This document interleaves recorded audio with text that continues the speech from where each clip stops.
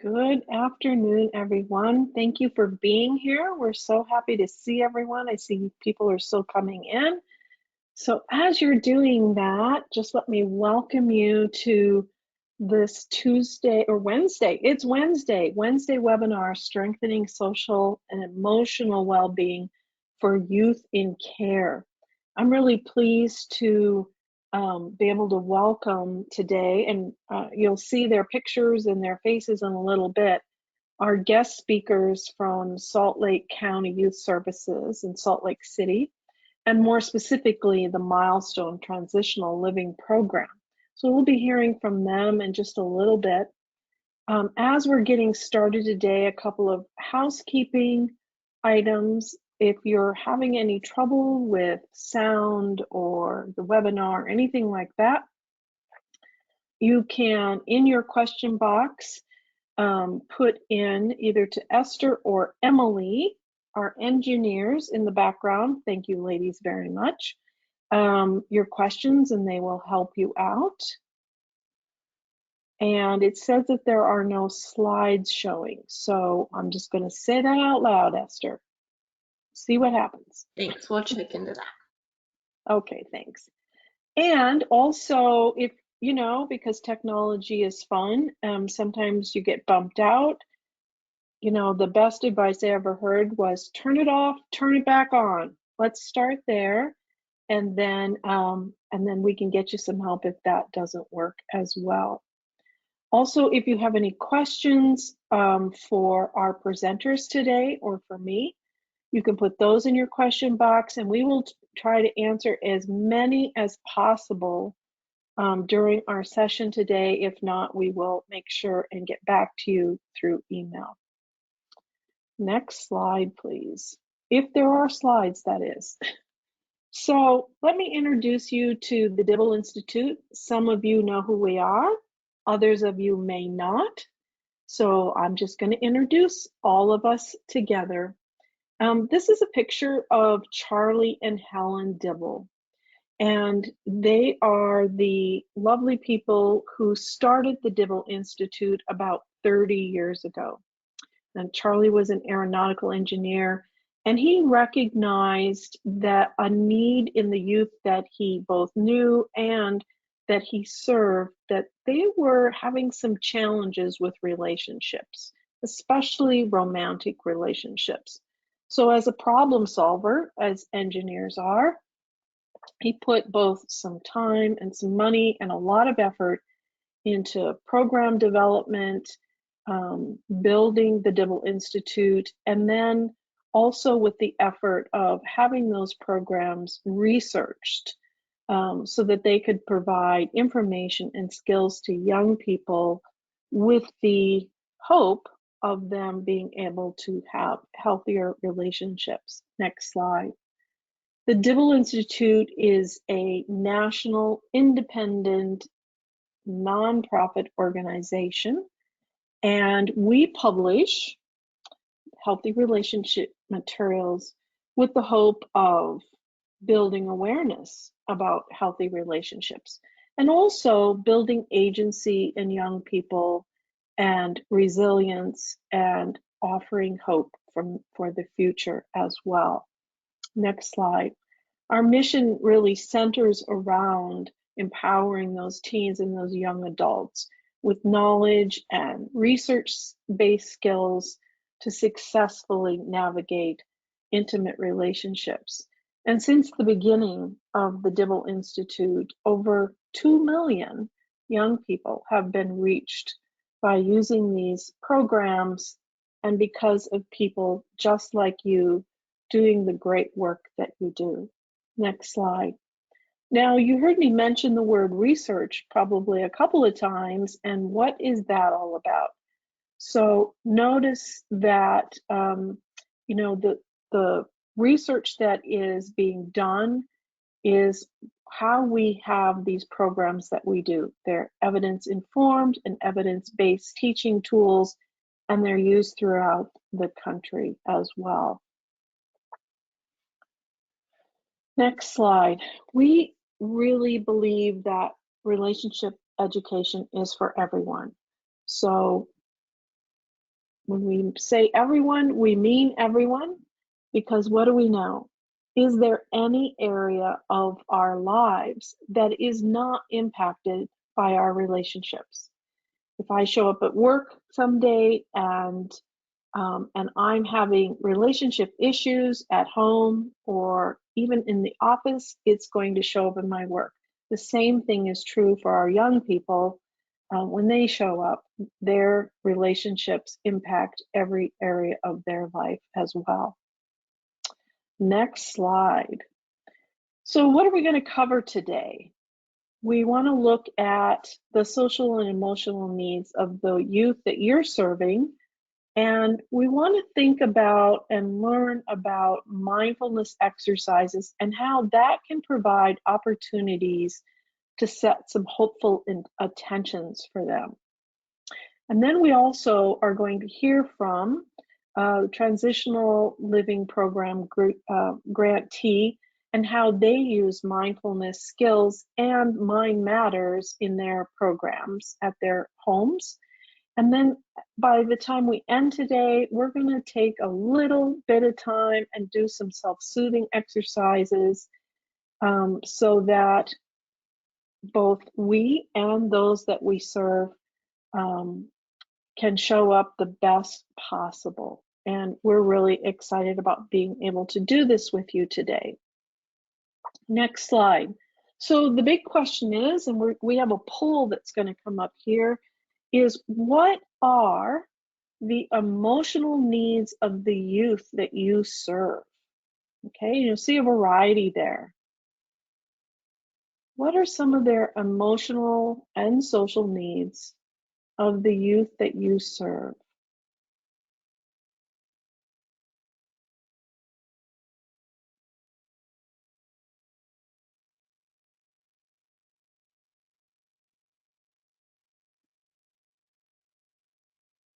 Looking forward to these answers.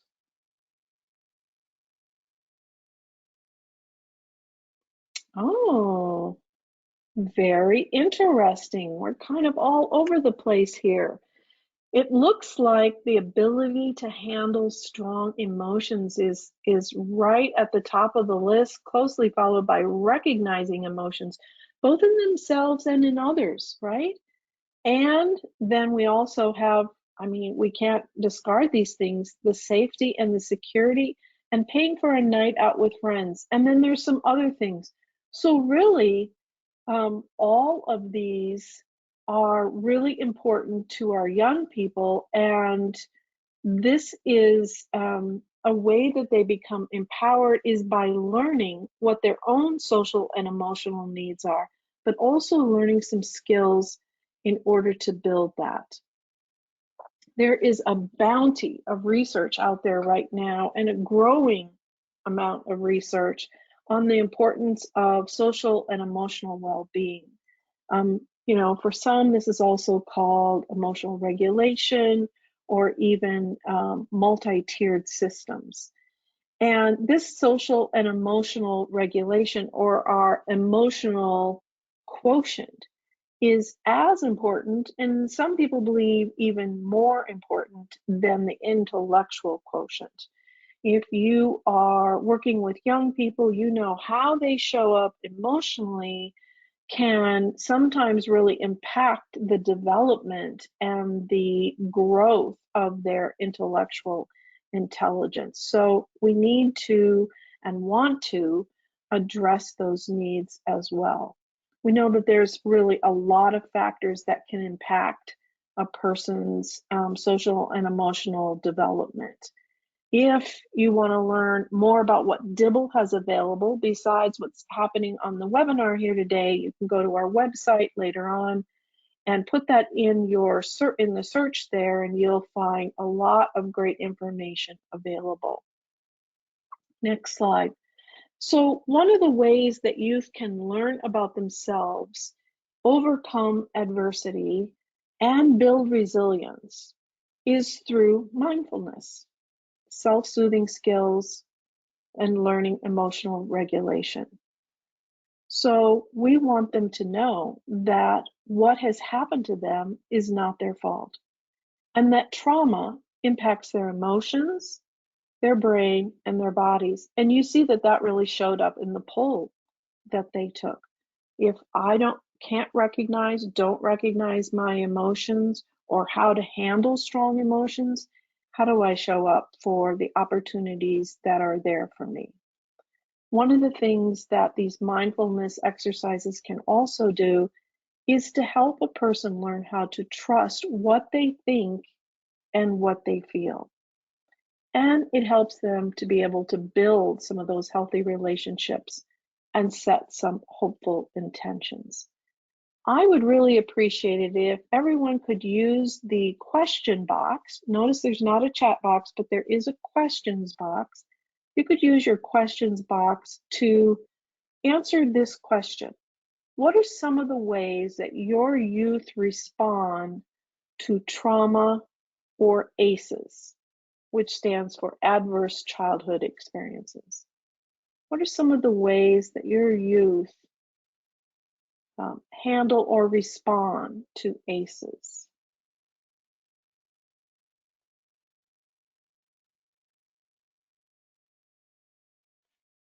Okay, substance abuse, shutting down, withdrawal.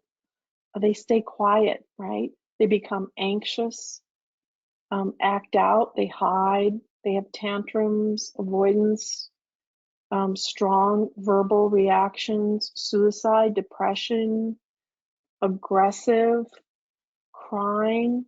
Yeah, it can get intense. Thank you guys. This is real world. This is real stuff that our young people are working with. We also want to recognize that while this might not be what you shared here, the way that we hope they show up, this is part of their survival mechanism. So one of the things that we're hoping for them is to learn more skills in order to not have to respond in this way, to feel that they can have more power, I'll say, over their response. Next slide. And we can do that in a couple of different ways. Oh, the slide after that. There we go, that one. And that is understanding what is happening in our brain. So notice here the diagram of a brain where we have the thinking brain up here, and then we have the emotional and the social or survival brain down below. A lot of you are probably familiar with this type of diagram, and we know that when we're responding to ACEs or trauma, we move from that prefrontal cortex, the thinking part of our brain, into the lower part of our brain, the amygdala and the hippocampus. This is important. This is part of our survival. The deal is, how do we change that? How do I become more social and emotionally aware or have more well-being in those areas? Well, you'll see on the right side of the screen here a little diagram. This is one of my favorite diagrams, by the way. And this demonstrates to us what can happen. So let's imagine there's an event, a stimuli or stimulus, okay? And I react, I respond to that. And I don't know if I'm in danger or not. This seems very similar to something else that has happened to me, so I react very quickly. One of the things that learning mindfulness techniques and exercises does, it helps to grow that space in between the stimuli and the response. So you notice the little pink area there. That's the part of the that we want to grow. We just simply call it growing the brain. And you'll recognize as we go through the rest of our day here, the rest of our time together, different ways that that is done at the Transitional Living Program Milestone, and then also the practice we use at our talk about at the end of the day. So this growth is really part of that learning, and it can help to reduce making risky decisions, or helping us to understand what our needs actually are, distinguishing between perception and reality, figuring out what I really need, love, attention, those types of things for what they are. And it can help build resilience as well. The person that I think said that the best on the next slide is Viktor Frankel, who is a Holocaust survivor. And this is how he said it. Between the stimulus and the response, there is a space. And in that space is our power to choose our response. In our response lies our growth and our freedom. So let's move on to the next slide. And it is my pleasure today to introduce to you three lovely ladies from Milestone Transitional Living Program in Salt Lake City. And first up is Miss Mina. Well, hello everyone, and Dixie, thank you so much for that wonderful introduction. I'm so excited to be here. I love talking about Mind Matters, and I love talking about our Milestone Transitional Living Program. Next slide, please. I'd like to give all of you just a real quick rundown of what we do and then where our funding comes from. So we work here in Salt Lake City, Utah, and we have 4 homes. 3 of the homes are like actual houses. And so you walk in the front door and you have 14 young adults, so 5 young adults basically in each of our homes. And those are on the east side of our city, right outside of Salt Lake City. And those are predominantly male.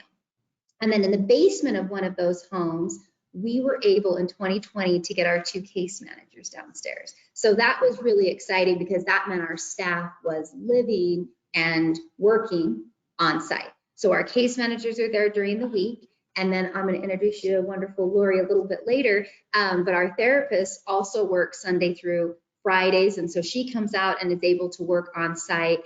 And then we have a house manager that actually lives out in one of those homes, and he works for me 40 hours a week.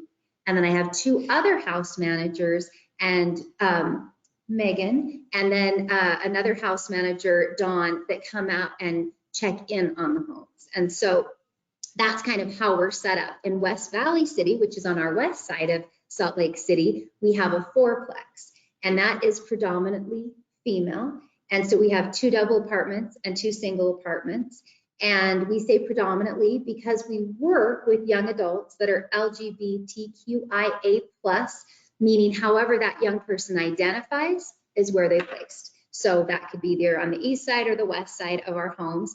And then we work with any young adult that is experiencing homelessness. So that may mean the youth have aged out of foster care. That may mean the youth got kicked out of their parents' home. For whatever reason, any young person between the ages of 18 and 21 that are experiencing homelessness, they can apply to come into our program. And if we have an opening, we are typically going to let them in. So I'm going to tell you a little bit about our funding sources. So Salt Lake County provides about $433,000 worth of funding per year. And then we apply every 3 years now to the Federal Youth Services Bureau, and that's the Runaway and Homeless Youth Grant. That's a $750,000 grant, which comes down to about $250,000 a year. And then we have state Medicaid, which is typically billed by Lori when we do therapy with our young people, and that's about $11,000 to $12,000 a year. Next slide, please. So with the young adults that we're working in our homes, they can be anywhere from 18 to 22 years old, and they can stay up to 1.5 years. Our goals include trafficking, and then we really want to focus on enhancing their personal connections.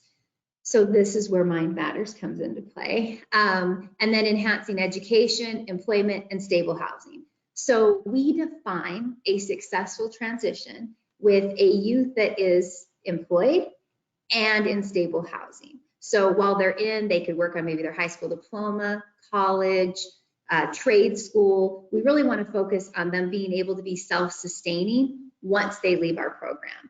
And then enhancing that social and emotional well-being.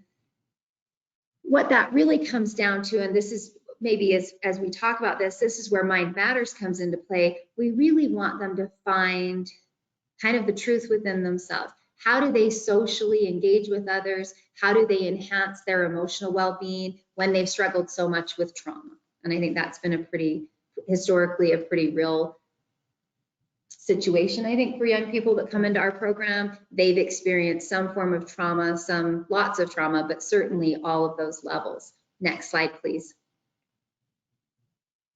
So now I would love to introduce you to Ms. Laurie Lake. Laurie Lake is our therapist, and she's going to talk a little bit about our program curriculum and how we're using Mind Matters. Hello. So we use Mind Matters on a monthly basis. I offer 2 groups a month, and actually we've broken those down into meeting at the houses. So it's more like 6 groups a month. All participants are required to attend, and we do those on Sunday afternoons because typically the young adults are not working. So I work around their schedules to provide the best time to teach the groups. Next slide, please. So part of the Milestone program is every young adult has a mental health assessment, and those are usually done within the first 14 days of them entering the program. And as I do the assessment, we do lots of PHQs and depression scales and the ACEs survey. And after I do the ACEs survey, I talk to them about Mind Matters, and that's how I introduce the ideas of the groups and how this can help them with their hijacked brain. And so I start to tie it in right from the beginning of the assessment.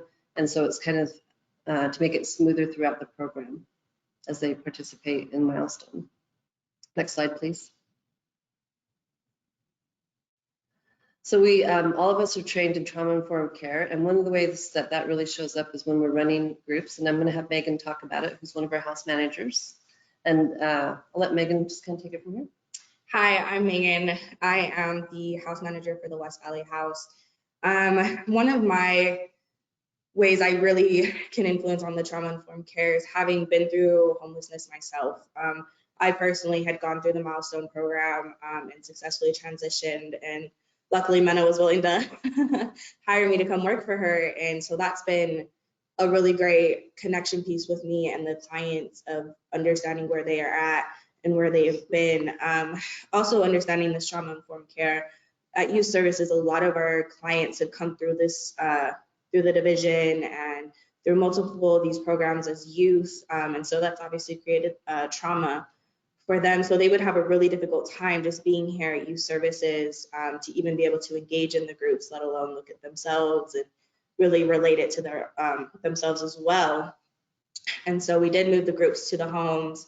And since we've done that, there's been a lot more engagement. They feel they're in a way more safer space that they feel confident in being able to share and engage as much as they can. As well as we keep it very consistent. We always do it on Sundays. We keep the time at the same time because a lot of stuff is already changing in a lot of our clients' lives and just trying to get a foothold. And so within the program and with the Mind Matters group, we really just want to bring some consistency to their lives, and we just maintain all of those things. Next slide, please. Oh, so permanent connections, of course, are critical when we are working with these sweet young people. And so what we've learned is our case managers support the young adults by helping them identify a permanent connection in their life. So what that looks like is these young people come in and we give them what's called a youth scale. And basically the state of California put this scale together for kids that were in foster care. And it really identifies not only the quality, but the quantity of like, what are the connections these young people have in their life? Because sometimes young people say, oh, I have tons of friends. I have lots of people. And then I ask them questions like, so you're going to go to a dinner or you're celebrating your birthday. Who celebrates with you? Oh, nobody. Who would you celebrate a holiday with that you would celebrate? I don't have anyone. So this is where that permanent connections comes in. And really our Mind Matters philosophy of like, how do we have them so they fill out this youth connection scale? That gives us a great baseline. And then as the case managers work with our young adults, they're able to really clarify what is a true connection, who are the mentors and people that are trusted adults in your life, and then how do we build upon those? And the only way that we know, I think the young adult can build upon this, is if they are building upon their own strengths and they're learning their own skills. And that's kind of where Mind Matters comes in with permanent connections. Next slide, please. So one of the way that we connect Mind Matters back to permanent connections is with this lesson, My Support Map. And this lesson's been pretty effective with the young adults, and they actually like it. Some of the lessons they like, and some are a little bit more resistant. And this is one that I revisit probably once every 3 months and ask them to pull this out and add to their support system. And so it was really good feedback when they put down, oh, who can be me, be my helper, or who could be my referral agent? And they start to put down Milestone staff. And then also, the other day when we did this, one of the young adults put down another young adult that they had actually started to connect with in the program and who had helped them get a job. So this is one of my favorite lessons that I use out of Mind Matters. That's smart. Next slide, please.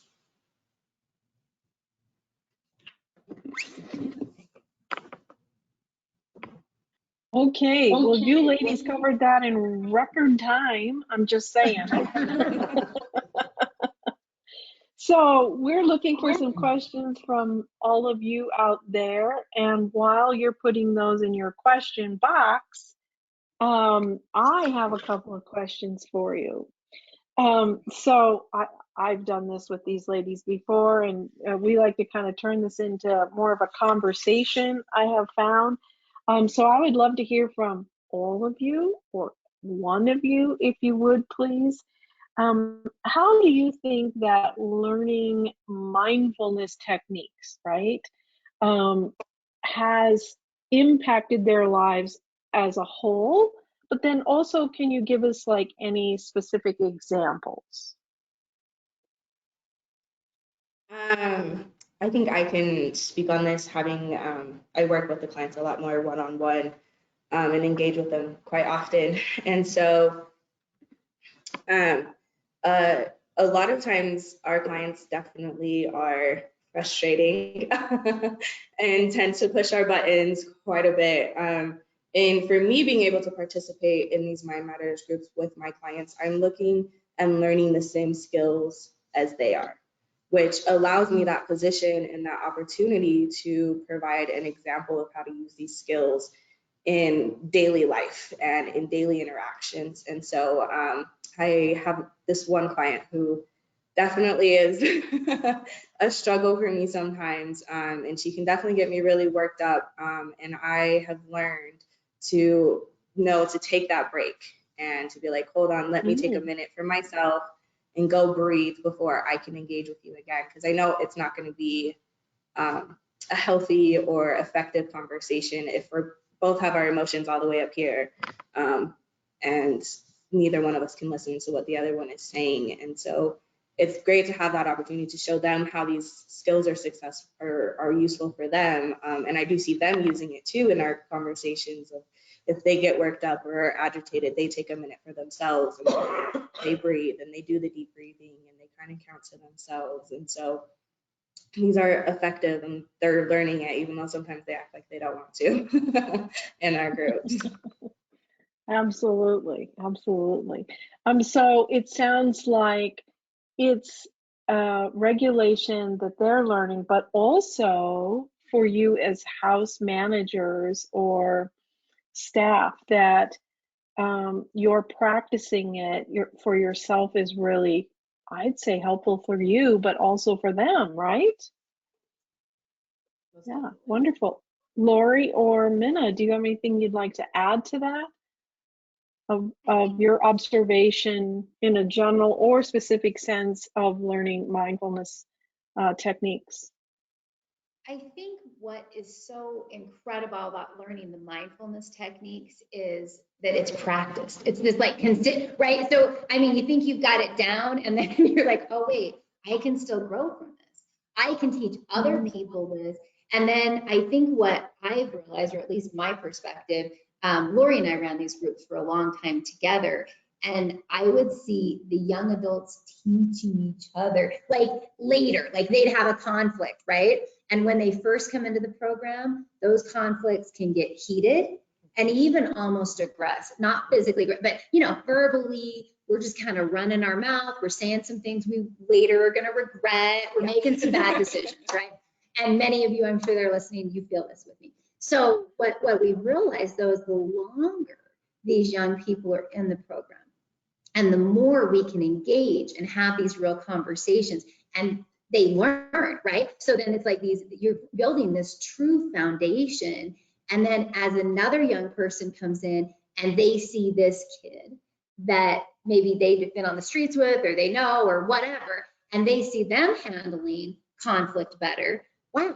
Well, now you've just built even more, and you're refining it and you're restructuring it. And yeah, we go backwards, and certainly, it doesn't mean that we always have our emotions in check at all times, but I think the longer our young people are in, I think the more we see that emotional regulation, and this is where Mind Matters really comes in together.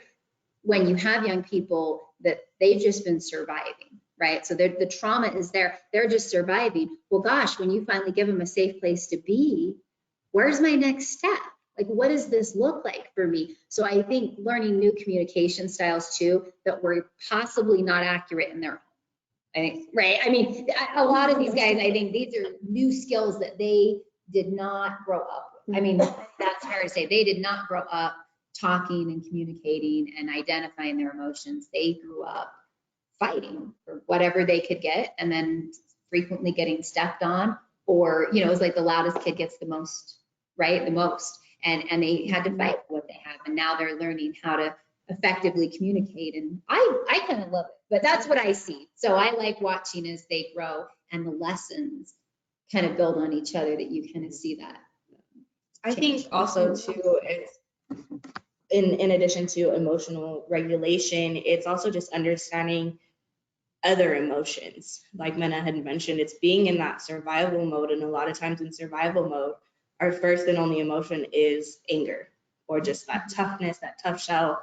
And so when you finally get that stability and you can finally get a chance to breathe, that anger kind of fades away a little bit. And now you're stuck with all these other emotions that you don't know what they are, how to identify them besides that anger. And so it's a chance for them to learn that too, of like, I don't have to just be angry all the time. I can understand other things and take the time to learn how to get out of an anger state as well, and come back into a state where I can actually make a decision, and an effective, healthy decision for myself. Yeah, and growing the brain. Miss Lorri, can you tell us a little bit about the lessons on learning emotions and the difference between emotion and thought, and how did those lessons go with your young people? What were their responses to that? That is one of the more challenging lessons. And I would say maybe half the people got it. Would you think?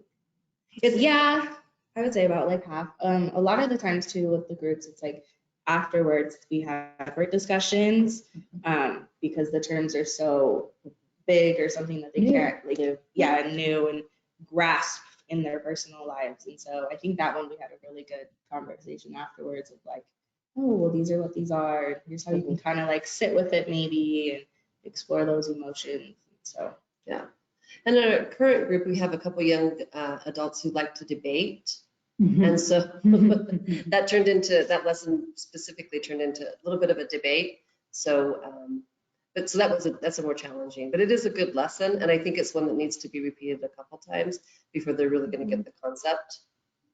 Yeah, absolutely. Yeah. And I think that maps on to what you were saying, Maygan, is that if you've never had to recognize, or you've never even been able to recognize in another a second emotion other than anger, and now you are, what in the world are we talking about, and what am I supposed to do with that, and how does it show up for me, and where does it show up for me? And I mean, it's a whole thing.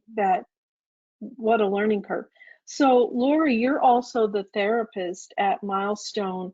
Has doing the classes and therapy, do you see how those have meshed or not? Yes, it's interesting because some of the young adults think that this is a group therapy lesson versus group therapy versus lessons. And so I have to remind them that, you know, if they want to talk about real personal things, we talk about that one-on-one versus in the group. Because again, they're boundaries. You know, and then sometimes these people vulnerable. But I think it also gives me an opportunity to connect with the kids in a different way.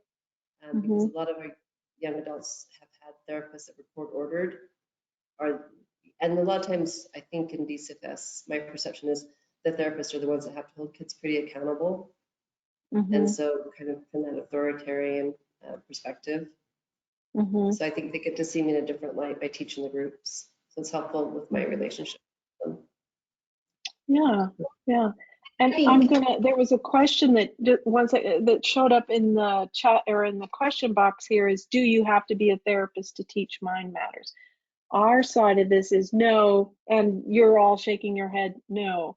This is for paraprofessionals as the term is used. So, you know, anyone can do this, and Milestone has a therapist on staff. Thank you. And Miss Mina. Well, what I was going to say, and so this is great. So Maygan also runs these groups, right? So you have two staff with very different experiences. So Maygan's currently in college working on her associate's degree. So she's getting that education. But I think that what I love about the group, speaking of therapy, the kids are so resistant to therapy, most in fairness, when they come in, right? They're like, I don't want a therapist. You can't make me do that. And I'm like, I'm not making you do anything. I promise you, I'm not making you do anything. We're going to have you come to groups because we need to like explore ourselves. I think it almost primes them for when they could be ready for therapy. Because what we see is initially maybe a couple of our kids really want therapy, right? And then Laura and I were just talking before this, and we have a young man who left our program, and he has specifically said to Lori he would like her to keep her schedule open for him. So you start to see that, and this is a kid who is resistant. I mean, so resistant. It's almost like a beautiful open door to letting young people come in and feel safe and recognize it doesn't have to be therapeutic. This is just a safe space to talk about what's going on and how do we improve self to get to that next level to build relationships with other people. Because if we don't have a healthy relationship with ourselves, how would we ever have a healthy relationship with anyone else? And that's my. Thank you. A couple of other questions we have here is, how long is the program?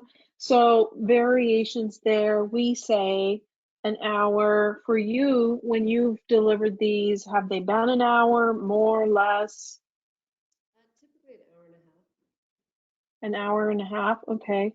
And I would think that was because you have some interaction going on, which is a good thing. We do schedule them for an hour, and sometimes they'll last a little bit longer than that hour, just because too, it's like this is such intense information for our clients and such an intense space too. Even if it is something very simple as just talking about a connection with somebody, you don't know how it can affect each client. And so we do keep the time shorter just to maintain, so our kids have time to be able to regulate and know, like, okay, this is the time limit. I can maybe do this for this time. And if not, that's okay, because that's also the benefit of having two staff. Is Lori's running the group. If we have a client who needs like time to go out and have their space, we can offer that to them, as well as being a support. And a lot of times, even if we go out with them, we offer the skills that we're learning in these Mind Matters groups to kind of help them be able to regulate themselves within the Mind Matters group. Yeah, wonderful. Another question was, is the program for students, I'm not sure I'm understanding this, out of state as well as homeless? And I think the short answer is yes. So we have seen Mind Matters delivered everywhere. I mean, everywhere. So the situation and the environment that you all are in schools, juvenile justice, the detention centers, youth groups, everywhere. This is about emotional well-being, emotional regulation. Yeah. Is the program evidence-based? It's evidence-based, and when you look through the program, you will see where that evidence is coming from, where the research is, all the resources as well. And let's see. How would you guys like to answer this question? Is Mind Matters that something that is adaptable to youth with addiction? So I don't know if you work with any youth with addiction or know of that. What do you think on that? I think it depends on, I guess, I was just going through my head, are we talking, you know, an IoT or IOP program? Are we talking residential? But I think these are skills that can be learned in any setting. I think detox, like if somebody's going through detox, I think this is, I mean, I don't know that this would be appropriate, but yeah, I think this can be adapted pretty much to any group of clients. Yeah, I would agree with you just from being out here and not not you. Absolutely. This is really about helping people see where they are at the moment and recognizing that as they're learning self-soothing skills and then about themselves, the support system, the support map that you talked about, Lori, that this is about building awareness and also building resilience. Because when you're living in trauma, your resilience is, as Maygan described, anger, protection, get out of my way. And I'm overgeneralizing, I realize that. But it's a lot of that as well. Oh, someone asked if they can learn more about your amazing agency. So at the end, we're going to have contact information. And yes, they are an amazing agency. They do some really interesting work there. And you can also have some materials. You will see let's see, there's handouts down here at the bottom of your GoToWebinar panel. You can click on those. Then also, if you go to the Dibble Institute website, go under programs, click on Mind Matters. There's lots of great information there. Why was Mind Matters developed with positive youth development lens? Do you guys want to speak to that at all? I know I can, but. Well, I mean, maybe Dixie, you can talk about it from a more specific perspective. Positive youth development is something that we focus on a lot in Milestone, just under the FSBE guidelines, so the Federal Youth Services Bureau. And I think what I love about and actually I was just thinking about our reinforcers for group, right?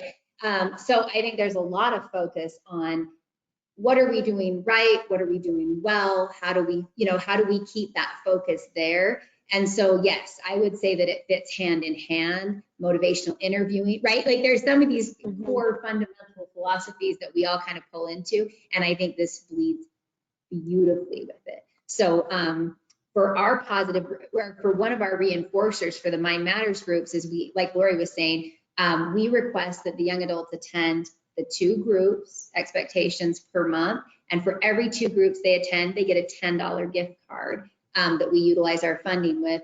And then that is the local coffee house, maybe for a sandwich, whatever it is they want. Lori gets the gift cards for that place, right? So it could be any place that the young people are into. Like our latest is, what's it called? The Dutch Bros Coffee House. They love it. But we realized a $5 gift card wasn't going to cut it for a coffee there, right? So we had to bump it. And I thought, well, how do you do that? And we had this conversation. I think anytime you can pull positive reinforcements too into a project like this, you're going to win. You're going to win. So those are just kind of fun things that I think we've looked at. Lori, other thoughts on that? I mean, that's just kind of where I would go with it. Yeah. Wonderful. A question about, and I just lost my space about that. Do you receive, or do the young people that come to you, are they coming through referrals or are they placed there through the courts? Absolutely not. So every young adult that comes in calls us. Now, they work a lot with Volunteers of America. They have a youth resource center here. So for youth that are experiencing homelessness, 15 to 24, they have case managers, so they'll give our connection. The Division of Youth Services, which is our parent company, We have homeless youth that come in here, so we get referrals here. Workforce Services refers, and Job Corps, Division of Child and Family Services for kids that have aged out of foster care. And we do get like juvenile justice, so we've presented out to the community. But here's what makes Milestone, I think, frankly, work. Young adults have to call us. They set the interview. They come meet with us. They tell us why they want to live in our house. They call the next day and follow up to see if it, after the interview was a good fit. So it's a lot of responsibility back on them for our program, just because if they don't want to be self-motivated, right? If they don't want this, then it's not going to be effective for them. And they have to be willing to work when they're in our program. They have to be willing to be drug and alcohol free. I don't care what their criminal history is, but they can't have like active warrants. And they also can't actively be using drugs while in our program. Again, I don't care what their history is. We'll get them into detox and take them, but they have to be willing to be clean and sober while they're in. So there's just certain things that we're looking for to make it safe, just to make it a safe place for them to be. I hear that. Thank you. Thank you for giving that answer. Also, we have a question about how many lessons. So there are 12 lessons in Mind Matters. Where are you guys at in the program? We just did the lesson on the ACEs. Okay. So you're a little more than halfway through. Okay, great. Well, then we'll be checking back in with you on that as well. Okay, I'm looking through some of our other questions here. If an adult has many ACEs in their past, is this a good program for them too? I have to say, absolutely. I just did a training recently for facilitators. So agency organization comes to the Dibble Institute and says, we want to use this program. How do we do that? Well, you can just use the program. And I think, Mina, you and I have talked about this. And are there any advantages to being trained as a staff? So we say yes. Why? Because we all have stuff. Let's just say it out loud. And the other thing, and Mina, you can speak to this if you'd like, or you and Laurie, is that having your staff trained means they all are using the same language. So Mina, you had 2 people trained, and what are some of the things you found as you started implementing this program and the rest of the staff not being trained? So it actually has been Lori and I every time. So Lori and I did our first one with you. That was fun up in Ogden. And that was when we did healthy relationships. So we did healthy relationships, and then we came back and said we want to now do Mind Matters, and we did that one online, and that was brilliant. What I think, and maybe Maygan, you can tell me what your thoughts are. I think our house managers, I think our case managers are interested. I think they want to know what's happening, and so we have to participate. That what we found is that if Lori or I just ran the group, and then we never included any other staff, and we never went back to it, maybe a little tiny bit, the young people are going to, grasp it. When we included house managers, that shifted, because then the house managers were educated. They knew what the young people were learning, and then they could implement it. They could add to that. They could add to it during group, but then also when they were living with the young people or out there visiting or checking on their homes.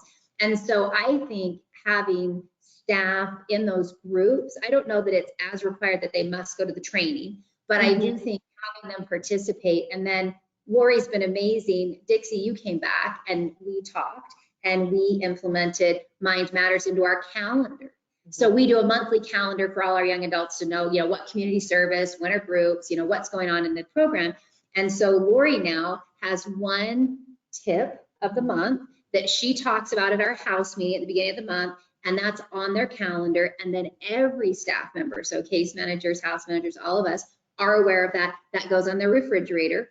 Every kiddo gets a copy of that calendar. So we all know, we're focusing. And it is one thought, but really with our young people, one is golden. Like if we can focus on one theme for the month, I think it went. What do you think? I mean, I think that's been good. That's been something from the new year that we just implemented. So. Thank you, thank you, thank you. Learning about how this works in your organization and in different homes is very helpful to a lot of people. It's like watching the comments come in. So we've been talking about mindfulness exercises. Next slide, please. So we need to do something with that. And I just want to introduce you to a couple of things that we've, that are in actually this very first lesson. One of the things I love about Mind Matters is that we start out in a way that gives them something to work on for them, so that as other information comes to them, they have some regulation skills that they can utilize as well. And so I asked Miss Maygan if she would lead us through, next slide please, either the focus breathing or the 5, 4, 3, 2, 1, or both of them, because we have time, and she agreed to do that. Thank you, Dixie. I'm gonna do the 5, 4, 3, 2, 1 exercise today, and so I'll go ahead and get that started. I would like everyone to please make sure your feet are flat on the floor, grounded, just in another comfortable position. You can have your hands wherever you like, just so you can be able to breathe and things like that. Okay. Okay. I'd like you to take a deep breath in. 3, 2, 1, hold. Exhale, 3, 2, 1. And then I'd like you to name 5 things that you can see that are red. So for me, I can see a red blinking chat box. I see the red outline. It's a red ladder. Shirt's kind of red. All right, and then let's go ahead and take a deep breath in. 2, 1, hold. And exhale. Next, I'd like you to name 4 things you can hear. I can hear creaking, my voice.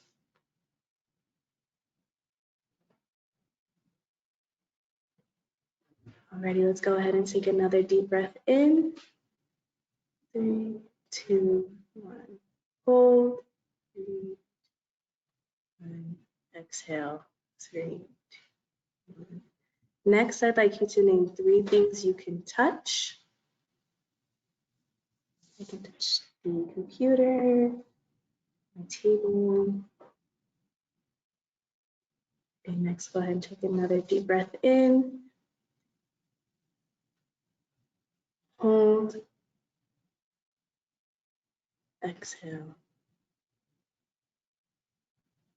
Next, I'd like you to name 2 things you can smell.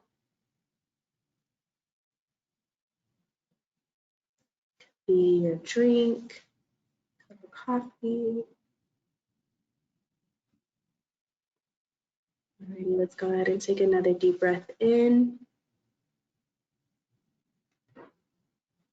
Hold. Exhale.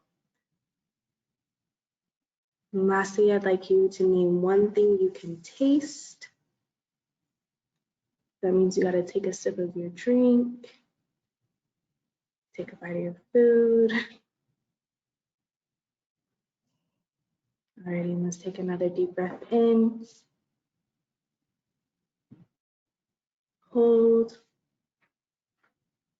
And exhale. Thank you. Wow, thank you, Maygan. Maygan, I want to ask you one more thing before we move on, and that is, you were telling me a story. This was another time we had met, and you said you were learning these skills, right? And you were in one of the homes, and somebody was pushing your buttons. Let's just say what it is. you took a step back and you started doing some focused breathing. And do you remember what you told me they did? Oh no. Well, I remember, so I'll just tell the story. Yeah.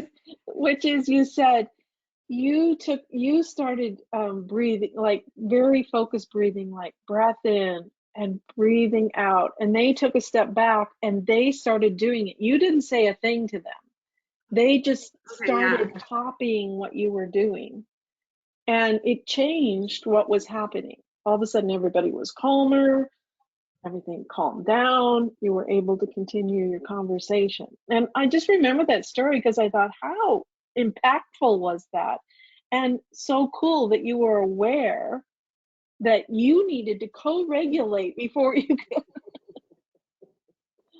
Yeah, I mean, like I mentioned earlier, having gone through the program myself and having experienced a lot of these things that a lot of our clients do experience, I have had to realize, and I've had the opportunity since being a part of the Mind Matters, is even though like it might bring up my own emotions or them being very emotional might be difficult for me, it's always good to just take that step back and just take those deep breaths and show the clients. It's always just showing them that it doesn't matter who you are, where you are, all of these skills can apply to you, whether your life is perfect or it's a complete mess. In any circumstance, you can use one or multiple of these skills that we are learning. And I agree, it was really kind of awesome to see just them deciding to co-regulate themselves on their own with me, so we can both come to a space to engage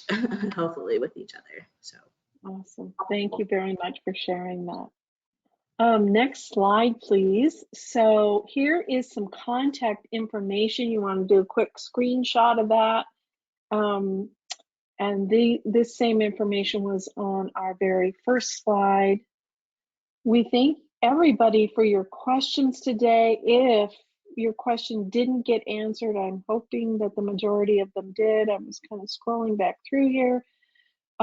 Please let us know, and we will reach back out to you with any responses. If you have questions specifically for Milestone, I'm sure they would be happy to answer those as well. Next slide. We want to thank you for joining us today. And this webinar will be available within 3 days on our website. Maybe you want to share it with someone or listen to it again, anything like that, that'll be available to you. And next slide. And then there is something also that you heard Mina talk about. You know, maybe all of the staff isn't trained, but as they're going through the program and they're becoming more aware. So if you have staff who is interested in, this isn't necessarily a training, but it is the program being delivered. There are some scholarships that are now available for professionals. And, you know, I'll just say we have all been affected by the pandemic, just racing around, making things work. And as you just heard Maygan describe, you know, first we need to learn those things, and then we can teach them to our young people. And also we need to practice them because of the kind of work that we do. So you can check this out on our website. You see it right there. You can also email Miss Esther and she will help you out with that as well. And do we have one more slide or not? Nope, that's it for our slides. So thank you everyone for being here today. We all hope that you have a great rest of your day. And thank you, Mina, Lori, and Maygan for being here. Thanks.